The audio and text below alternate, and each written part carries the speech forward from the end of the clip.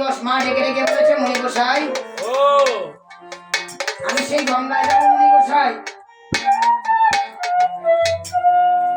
তুমি আমার পুত্র লবকে দেখে রেখো। মা পুত্র লবকে রেখে গঙ্গায় চলে গেছে সেই যমুনাতে। তখন মুনি ধ্যানমগ্ন ছিল, লব যে তার কাছে রেখে গেছে মুনি তা জানতো না।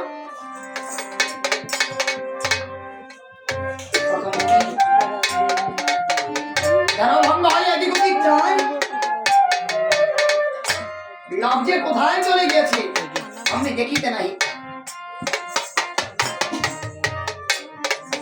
মুনি তখন ধ্যানভঙ্গ এদিক ওদিক চায়, লব যে কোথায় চলে গেছে দেখিতে নাই।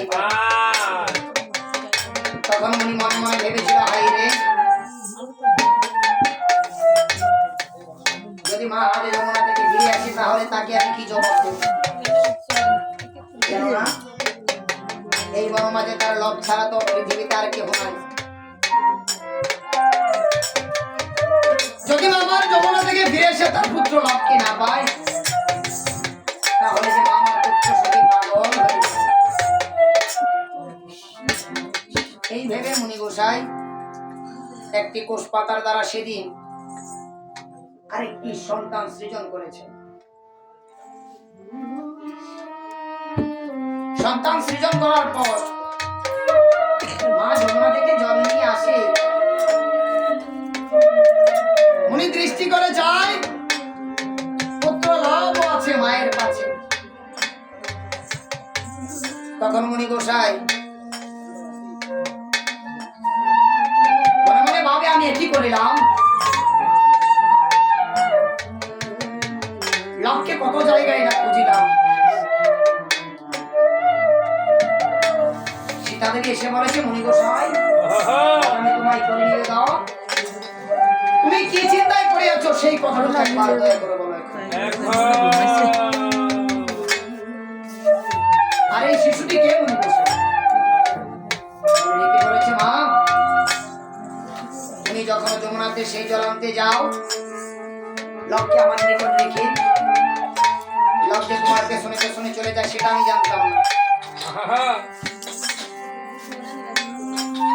আমি তোমার কথা ভেবে লবের মতো আরেকটি সন্তানের জন্ম দিয়েছি। কোষের দ্বারা তার জন্ম হয়েছে মা। তবে ঠিক আছে মা যাও, তুমি যখন তোমার পুত্র লবকে পেয়ে গিয়েছো তাহলে তাকে আর বাঁচিয়ে রেখে তাকে আমি এখনই ভস্ম করে দিচ্ছি। সীতা দেবী বলেছে না মুনি গোসাই এই কার্য করিও না। আমার পুত্র হবে দুইজন, একজনের হচ্ছে লব আর তার নাম হবে কোষ। এইভাবে সেই বনের তলে মা লব কোষকে নিয়ে সুখে দিন কাটায়।